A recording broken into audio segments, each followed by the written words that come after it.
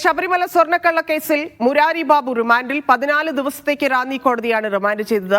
മുരാരി ബാബു സ്വർണ്ണപ്പാളികളെ ചെമ്പുപാളി എന്ന് രേഖപ്പെടുത്തിയത് മനഃപൂർവ്വമെന്നും തട്ടിപ്പിനായി ഉണ്ണികൃഷ്ണൻ പോറ്റിക്കൊപ്പം ഗൂഢാലോചന നടത്തിയെന്നും റിമാൻഡ് റിപ്പോർട്ടിൽ പറയുന്നു. റിമാൻഡ് റിപ്പോർട്ടിന്റെ പകർപ്പ് മീഡിയ വണ്ണിന് ലഭിച്ചു. മുരാരി ബാബു നടത്തിയ ഗൂഢാലോചനകൾ എണ്ണിപ്പറഞ്ഞ അന്വേഷണ സംഘം കേസിൽ വിശദമായ അന്വേഷണം ആവശ്യമാണെന്നും പറയുന്നു.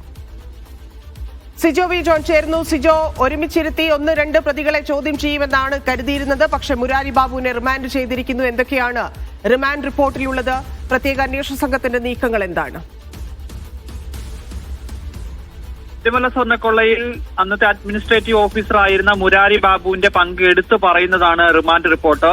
1998 തന്നെ ഈ പാളികൾ സ്വർണം പൂശിയതാണെന്നുള്ള വിവരം മുരാരി ബാബുവിന് അറിയാമായിരുന്നു. എന്നിട്ടും ഈ സ്വർണ്ണപ്പാളികളെ ചെമ്പ് പാളികൾ എന്ന് ബോധപൂർവം ഇയാൾ എഴുതുകയായിരുന്നുവെന്നാണ് അന്വേഷണ സംഘം കോടതിയിൽ വ്യക്തമാക്കിയിരിക്കുന്നത്.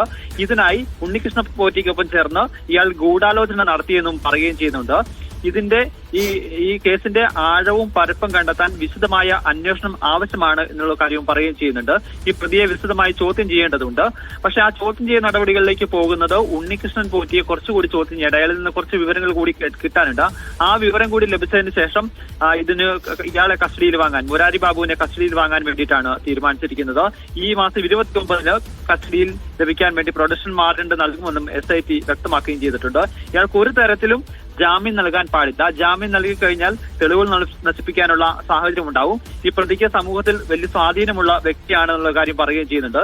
മറ്റൊരു പ്രധാനപ്പെട്ട കാര്യം എന്ന് പറയുന്നത് മുരാരി ബാബുവിന്റെ പ്രവൃത്തി ശബരിമലയുടെ പ്രശസ്തിക്ക് കോട്ടം തട്ടാൻ കാരണമായി എന്ന് എടുത്തു പറയുകയും ചെയ്തിട്ടുണ്ട് ഈ റിമാൻഡ് റിപ്പോർട്ടിൽ. ഏതായാലും വൈകാതെ തന്നെ മറ്റ് പ്രതികളുമായുള്ള ഈ കേസിലെ പ്രതികൾക്കുമായിട്ടുള്ള ചോദ്യം ചെയ്യലും തുടർ നടപടിയിലും തുടരാൻ വേണ്ടിയിട്ടാണ് അന്വേഷണ സംഘം ഇപ്പോൾ തീരുമാനിച്ചിരിക്കുന്നത്. ഇപ്പോൾ മുരാരി ബാബുവിനെ റിമാൻഡ് ചെയ്തിരിക്കുകയാണ് 14 ദിവസത്തേക്ക്. അല്പസമയത്തിനകം തന്നെ തിരുവനന്തപുരത്തെ ജയിലിലേക്ക് മുരാരി ബാബുവിനെ കൊണ്ടുവരികയും ചെയ്യും.